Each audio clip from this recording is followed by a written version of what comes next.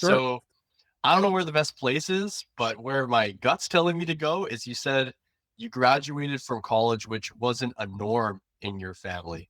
So I was curious why you said it like that. Well, my life has been a journey of uh, dealing with all of the issues from my family of origin. And my grandmother, interesting quick story. My grandmother started having children when she was 15 years old. By the time she was 30, she had 10 kids, You're kidding. which is for me really impossible to comprehend. Especially where you live now, too. Right. And they were poor. Yeah. So they literally grew their own vegetables, slaughtered their own chickens, that kind of stuff. But out of that large family and immature, 15-year-olds starting to have kids, there are a lot of issues that developed. And a lot of my cousins, I have about 30 some odd cousins, have not fared well. And only now 3 of us out of the 30 plus cousins have a college degree. Wow. Yeah. So was that journey partly why you ended up becoming a pastor and tilting into the therapy industry, or was that completely different reason? Well, I knew since probably junior high that I wanted to be a pastor. Of course, that requires not only 4 years of undergraduate, but then 4 years of graduate seminary. Oh, wow. I didn't know that. Yeah. So, I was lucky. I had a lot of good people around me every step of the way. I tried very hard to sabotage my life, but the people around me wouldn't let me. So, It wouldn't let you. Yeah, I know the feeling. Yeah, I'm grateful. I definitely know the feeling. yep. My pastor was a very, very important person in my life, but there were teachers and others, and I was able to fulfill a dream. So you became a pastor. How old were you when you first started? So let's see, I was about 27.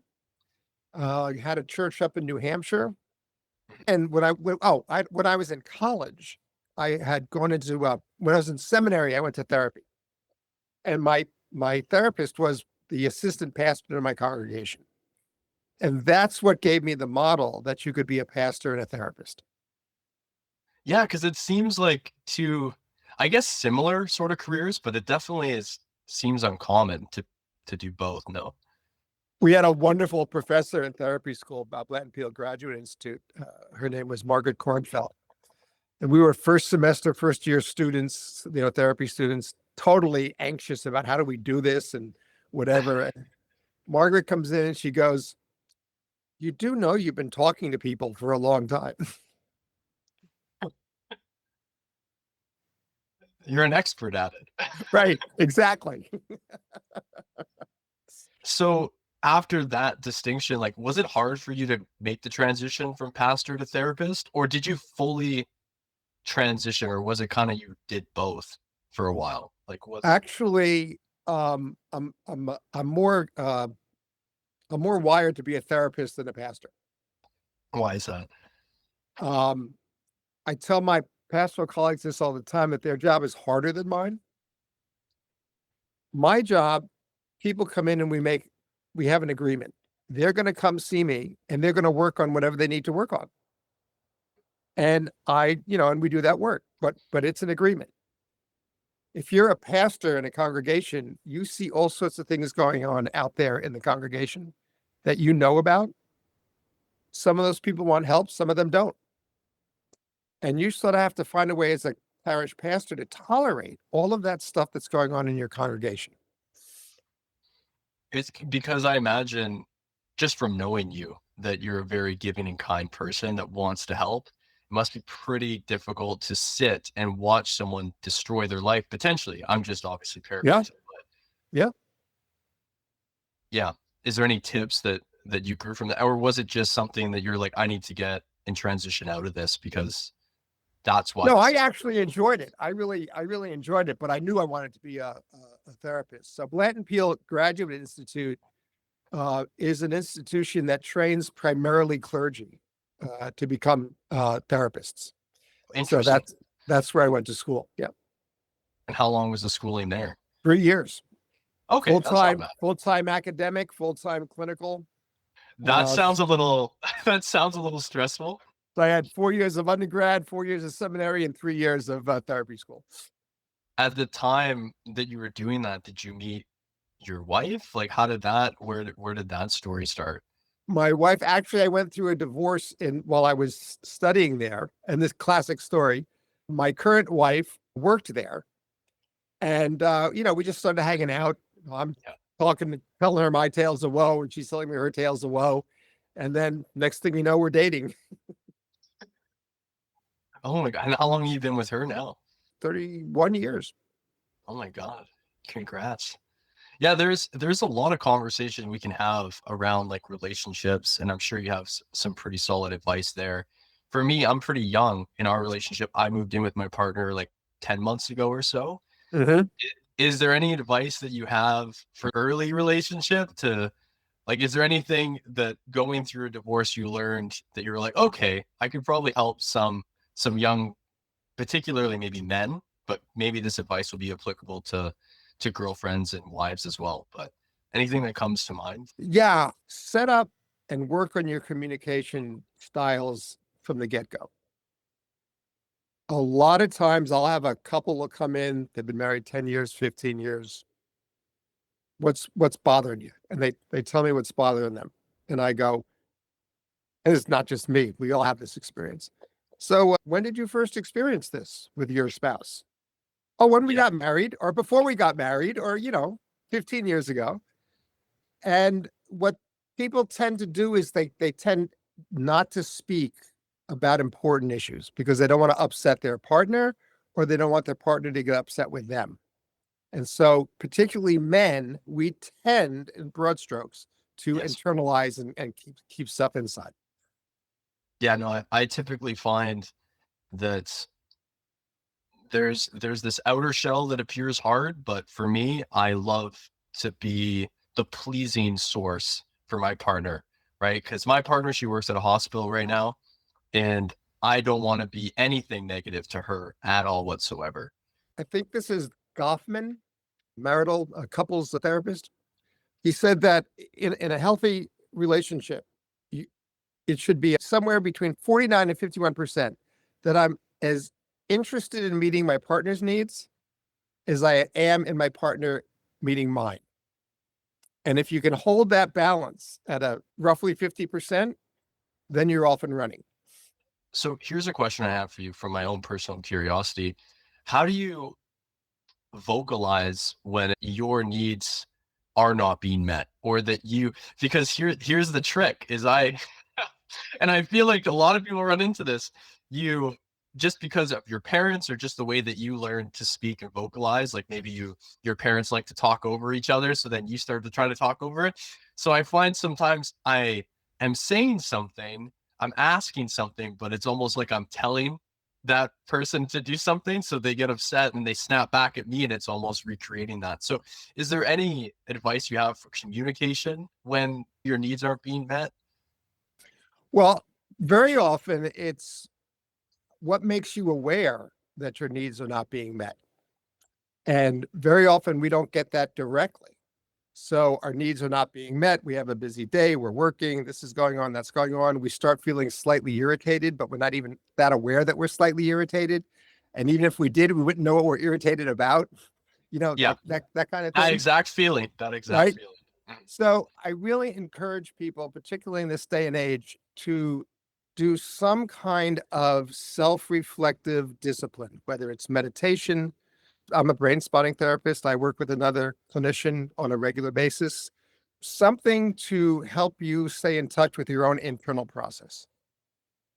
Oh, By the way, the poet David White, who is a brilliant poet, has this, one of his less known, I think, books is called The Three Marriages. And he talks about the marriage to your partner or spouse or family, your marriage to your vocation, and your marriage to yourself. And you're trying to have a balance. We never get the balance perfectly, but you're trying to have a balance between those three marriages. so here, let me ask you this. There is a lot of stuff that becomes trending on social media that kind of disagrees with the balance methodology, saying you want to be rich, you need to grind for the next 8 years, put your head, don't have relationships, let go of your friends, uh, don't do anything but work on yourself and do what you need to do to be rich or whatever it is. And I find that there's that grinder mindset that's being really adopted by a lot of people, even myself included, has, because I grew up playing sports. My dad was a professional soccer player at one point. So that was the journey I wanted. So I adapted this. Oh, I just need to work harder then. Instead of, oh, I need to reflect on this. I maybe need a personal day on this to feel good so I can come back at full energy. When you're looking at that and seeing it from the outside in, was it the same when you were growing up? Was there that like grind set mentality that people were forcing on the young, or do you find it's something that's kind of a phenomenon that's more I so? think that was there. I mean, it was a part of the culture. I think it's a stronger part of the culture now. I think that we're seeing historically, and I could be wrong, and I won't know if I'm right because I won't see the outcome of this until a couple of generations down the road. But I think we're seeing some major shifts in the structure of our society. And because of that, the institutions that we could count on to help root us in certain values, they're not really that effective anymore. And we have a culture where people are incredibly isolated and they really don't know how to relate. Adolescents, the last research I read, which was a while ago, adolescents, if you count screen time and phone time, are spending more time with each other than ever in history, but they're not spending time in person with each other. That is way down. And so the whole, how do we form relationships? What do we base our values on? How do we negotiate conflict? All of these things, which really start in daycare, are not as strong in our culture as they were a generation ago. I think that talking in my community where there's a lot of people that are saying they don't want kids or that the future looks pretty bleak, and that they don't really think that kids should grow up in a world like it's becoming. I like to think I'm more of an optimist. Do you have anything to say to maybe potential parents that are debating that? Yeah, I understand that desire, that belief, So what you always do as a therapist, or what you always should do as a therapist, um, you want to be empathically attuned to your client. And so person comes in, she says, or he says, I don't want to have kids. And you say, well, I want to have kids. What's wrong with having kids? You're saying that's in your head, but you say, wait a minute. This person is telling me they don't want to have kids. So now I want to be focused on, well, that's interesting. I want to hear more. I want to know what makes you tick. I want to know what you're feeling. I want to be as attuned with you as possible so that you're saying, I don't want to have kids is either a value that you hold for your life or it's a defense mechanism against something you're afraid of. Now, I don't know which one it's going to be. Yeah. But, the world has always been a very dangerous, threatening place to be throughout history. We've been a Yeah. little spoiled in this country for a long time, but now we're beginning to get the same things. As a parent yourself, is there anything that you would say that you learned from being a parent that you didn't maybe expect to learn when going into it? I learned that when you treat your child with respect and that you give them a voice, they actually think they have 1/3 of the vote in the family. They think their vote is equal to the mother and the father. You know what came to mind when you said that? There's this sort of common philosophy that you can't be a parent and a friend to your kids. Yeah, I've heard that. I think that if you're clear on the boundaries, you can do both. Okay. Is there any tips that maybe helped you kind of establish that? Or maybe where roughly that boundary could be drawn for somebody that's trying to draw it?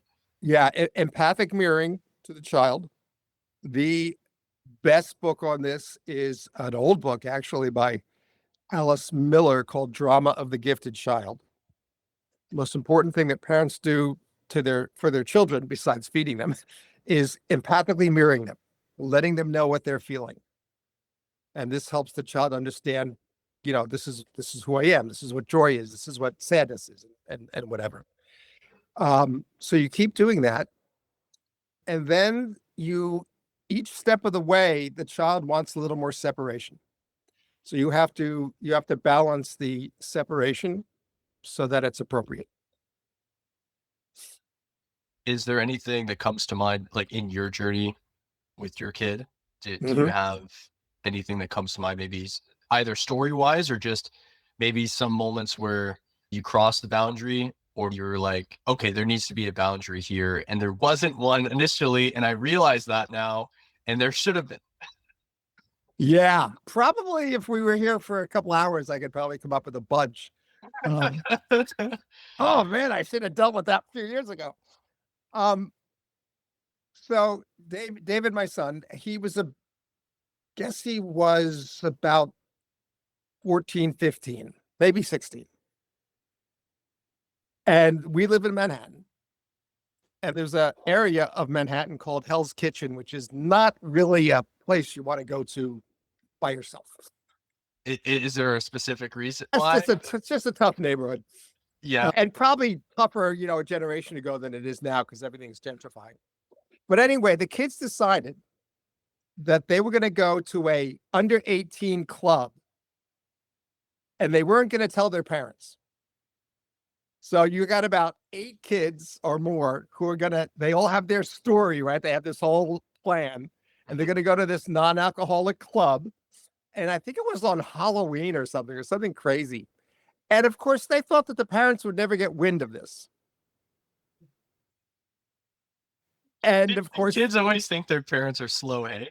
so it's the first time we had this kind of incident with him. He was, so he comes in and now he's furious. He's so mad at me. And I said, you can't go. And we're having this little bit of an argument. And I said, I'm not telling you can't go because I don't want you to go to the club. You can't go because you lied to me. And finally, and my wife's there too. Finally, he storms out of the room. He says, I'm done. And he slams his bedroom door closed. And my wife and I look at each other and go, done with what?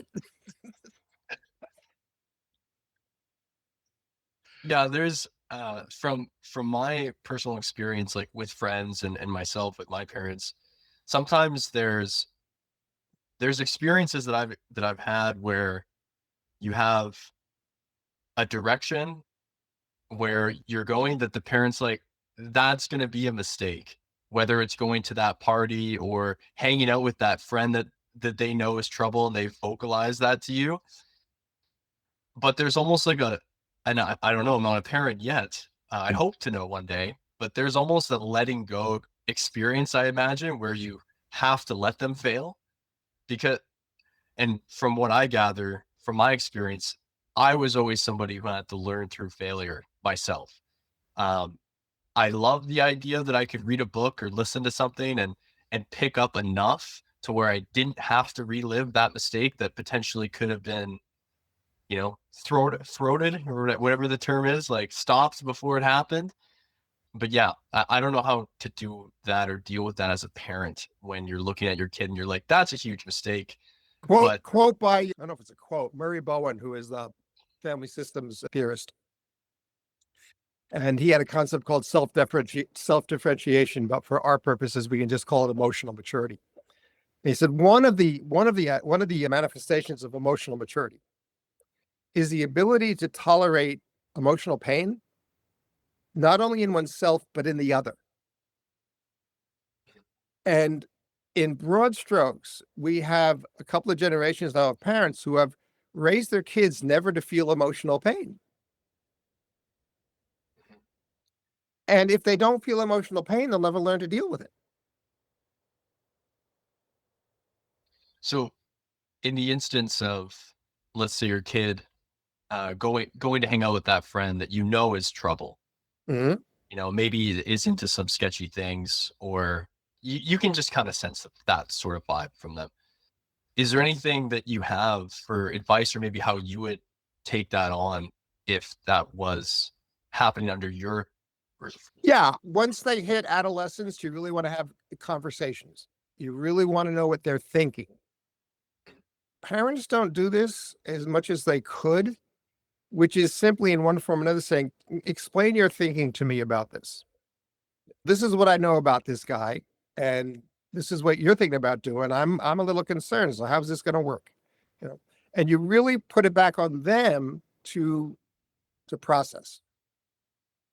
That's actually a really good one. I wanted to tilt a little bit into the direction of asking more about your practice as a Mhm. therapist, brain spotting, spiritual journey, all that stuff that you offer that experience and help people and guide them. Do you want to kind of walk me through sort of your offerings currently right now as a practitioner and maybe how that's developed over the years? Because I'm sure it started off just very simple and basic, and then maybe it's developed into more spirituality and more into the brain spotting as well, you mentioned. It's kind of come full circle. Um, for over 100 years, uh, therapy as we know it has been basic talk therapy, one form or another. And the theory behind that was there is some event or events that happened in your childhood that created trauma. And if we uncover those events, you'll be healed. Some form of that. Fast forward to 1980s, and Heinz Kohut, who was a analyst himself, has said, well, interpretation alone doesn't heal. Okay. So there's a revolution in the field right now because what we are learning, what people are learning and what people are doing is to take seriously that the brain and the body are one, that they're not separate. And so that if you don't have a understanding that it's all integrated, you're not going to be as effective. And talk therapy did not really take, in general, did not take that very seriously. And then understandably so, given the model they came out of. Yeah, it's completely opposite. Yeah. They're yeah. It is 180-degree change. So this is how we do it. In talk therapy, you would come in, we'd talk a little bit, and as we're talking, I would form a diagnosis, or at least a potential diagnosis. And we're still talking, and then I'll figure out, okay, this is what we need to do to help you. But you see the power differential already. I'm diagnosing you, and I'm coming up with a treatment plan. Okay. What David Grand, who developed Brainspotting, therapist out here on the East Coast, accidentally discovered in a session was that when you ask someone a question that they have to use their memory, they almost always unconsciously, their eyes look for a spot and they land on a spot and then they answer the question. Now you can experiment with this now. Just ask somebody what they had for lunch yesterday. And almost always they're going to go, I had a tuna fish sandwich. Okay. It's kind of fun. Well, so David discovered this accidentally in a session. He was working with a 15-year-old ice skater and he noticed that there was this eye movement and he held his finger there and all of a sudden she started processing important material. So we now flip the whole process because what we believe happens is that when the eye finds that position, the optic nerve goes straight back into the subcortical brain, the part of the brain that's below the cortex, which is nonverbal. But that's where all of our memories are stored. So try to get your head around that. All of our memories are stored in the subcortical brain, except they're not verbal.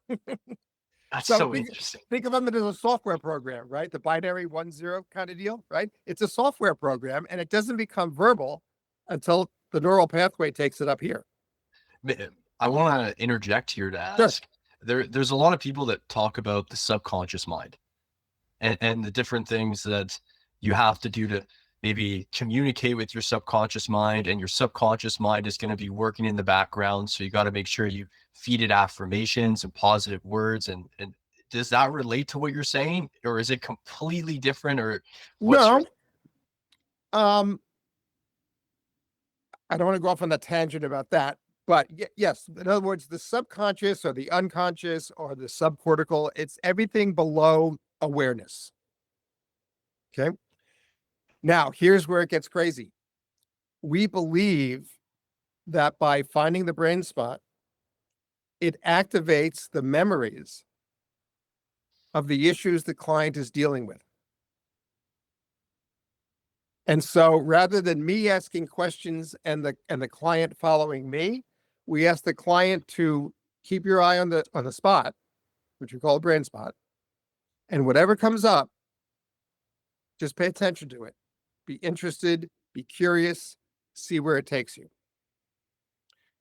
This is very radical because the theory is that the brain, the subcortical brain, is doing the healing it needs to do. You have helped it by activating certain memories, but the work is being done down here, not up here. Typically because I've done a lot of work with therapists, whether it's through marketing or just communication. And I find that a common thing that comes up in my friends and in these talks with therapists is maybe moments that they think back on their past and that make them cringe in the shower is sort of how I like to say it. Like, you go in the shower and then all of a sudden you remember something from high school or college that you did when you dropped you dropped your lunch on the ground. It was so embarrassing. And you get that little ick feeling. So I guess my question is do you think the memories when you look at that spot, the ones that come top of mind are the ones that most need to be addressed? Or do you think it's all different to probably everybody? Right? Yeah, it's all different, but you're raising a very important point. When we have those memories, let's use the drop the sandwich one. We're often self-critical.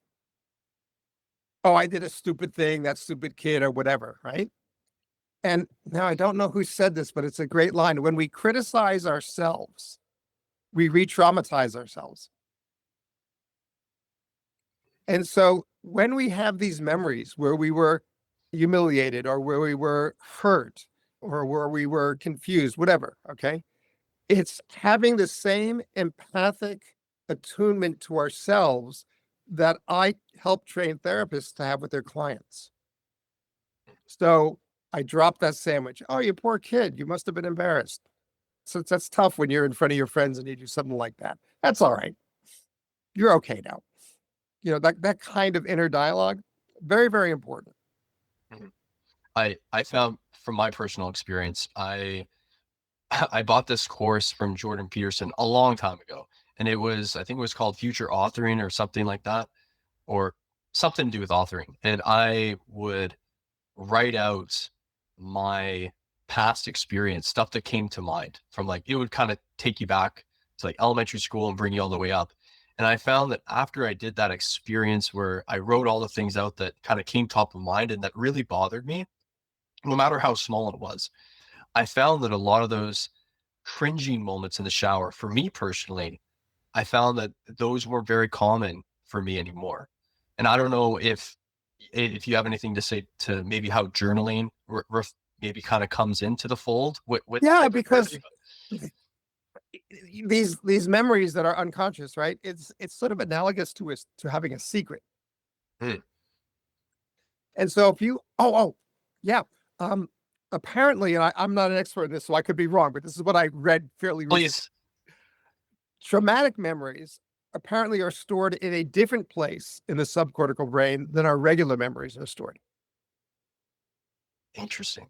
So that is fascinating. I don't know if it's true, but that's what I Yeah, read. that's what we Okay. hear. Okay.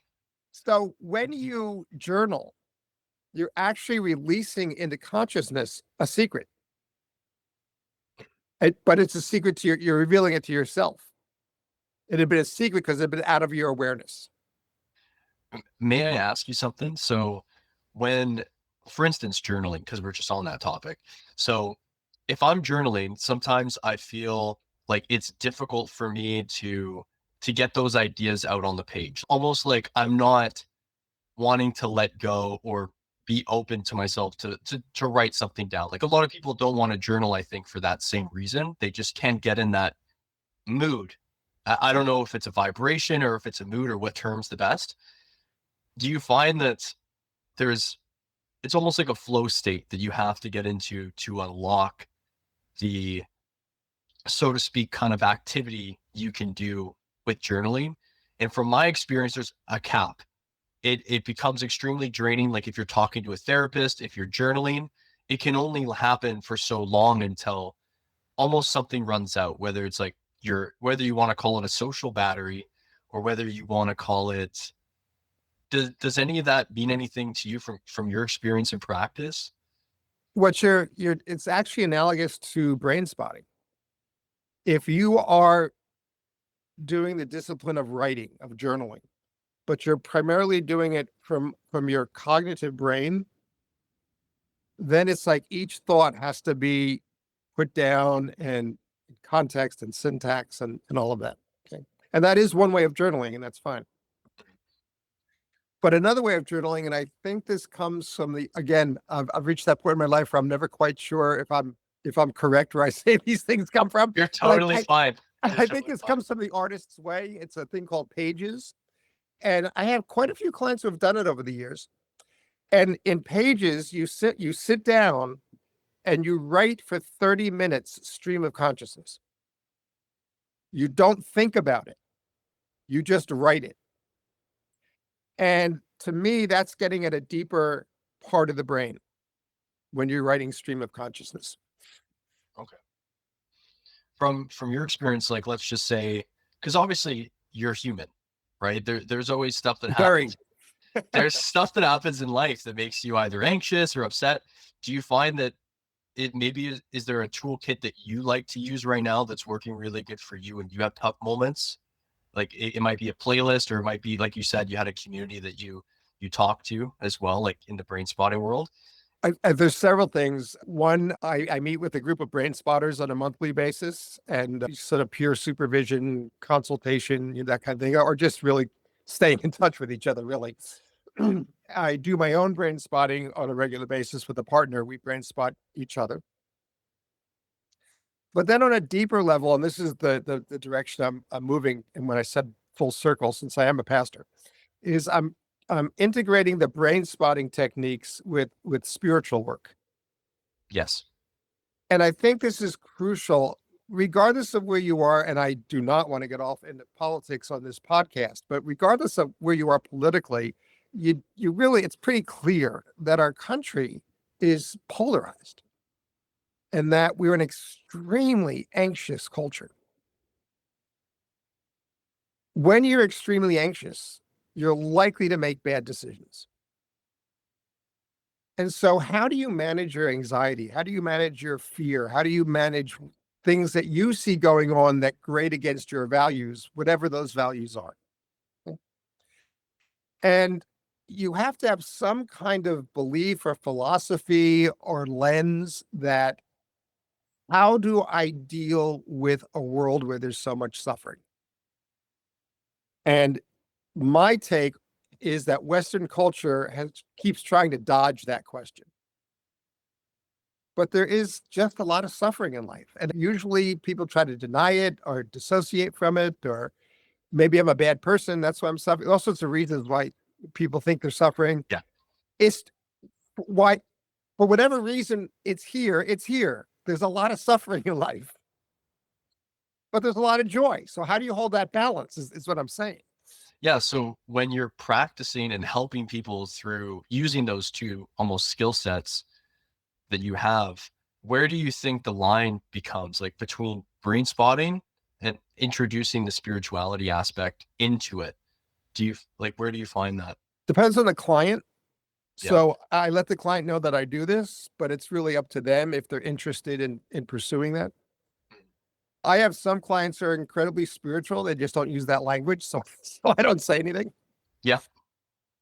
Yeah, no, it's a difficult conversation, like can of worms to open up, because you really don't know the appropriate words or what not to say to certain people. But I find that most people who are open-minded, and probably most people that you see are open to at least the introduction of something like that. I have found that, for example, the whole discipline of spiritual direction is almost entirely lay people. Clergy most often aren't interested in spiritual direction. Clergy are very cognitive. And so I don't know why that popped into my head, but um, for example, I was down about something the other day politically, and I was beginning to feel myself sink. Okay. I know this. I know this sign. So I can dissociate, which means I'm now emotionally flat. That's no good. Mhm. Or I have a 19-month-old grandson. And so I intentionally thought about him, not so this stuff would go away. And that's my point. This stuff is still here. Yeah. But now it's in the context of this other stuff that's happening in my life, which is marvelous. And it makes this thing then much easier to bear. So what happens then, maybe like a couple days or weeks later, if that you're still holding on to that, let's say, ball of negativity, so to speak, on that topic? Is there, through the therapy, is that how you drop the ball? Or is that how you, so to speak, understand that the ball will fall naturally and you need to just be ready to catch what comes in? Like, I don't know. I tend to have a more Eastern, like Buddhist philosophy. I'm not a Buddhist. There's tons of stuff about Buddhism that I don't know, but I tend to have generally that kind of philosophy. And the question, so I'm going to reframe your question. The question is, I have been upset about this thing for 3 weeks. Why am I so attached to my upsetness? See, Western thinking is, let's resolve what's upsetting him. They say the problem is in the thing that's upsetting him. Eastern thought is, what's upsetting him is his attachment, his holding on to it. Why is he holding on to it? That's the key. I really appreciate that. Thank you. So I have 3 closing questions. Yes, So yes, and no. they're not that simple. So I want to start by asking you about your own personal beliefs. And don't worry, there's no it's not a trick question. About life or success. It could be a little bit of both, or what you determine success being, Mm. and how that's maybe shifted from maybe the last 10 or 20 years of your career to now, your perspective on success, your belief around that. You actually mentioned something before in our culture about striving for money as a indicator of success. The research on this is not going to surprise you. People who are relatively happy, and if they have a lot of money, they use the money in ways that makes them happy. If they're depressed and upset and anxious, then they don't use the money in ways that make them happy. Money is not going to make you happy. Yeah, it I'm not against amplifies. money. It's Yeah. fine. Yeah. Okay. It's easier having money than not having money. Okay. But the money itself is not going to make you happy. Achieving that job, not going to make you happy. Winning that championship, it's great at the moment, but it's not going to bring you happiness. So then what does? To me, it's about relationships. To me, as I look over my life now, the things that are most important to me, have been most valuable, have all of the different times I spent with people, my family, my clients, my colleagues. Those relationships are absolutely crucial to what makes my life worth living. And perhaps more meaningful than people, maybe take it for granted a little bit, so to speak. Take it for granted if you pursue something to such an extent that you forget about people who are important to you, everybody loses. That's beautiful. Thank you so much for that. Okay, question number 2. Is there a lesson or truth that you find yourself coming back to more and more these days? Like, maybe as an example, it's something along the lines of the belief that you just said. Is there like a universal truth that maybe is being shown to you more frequently? as time's gone on that you're like, this is kind of coincidental that I'm still getting this coming up? Um, for me, when I find myself going down that road where I'm angry, and that's kind of characteristic of my family of origin, self-righteous anger is just wonderful, Yeah. it's so empowering. But I began to realize that when you're self-righteously angry, you go back to what we just talked about relationships, people tend to distance from you. They don't want to hang around you. Yes. So Yeah. how do you get yourself out of this self-righteous angry thing? And you go back to, why am I attached to this? So being aware, the single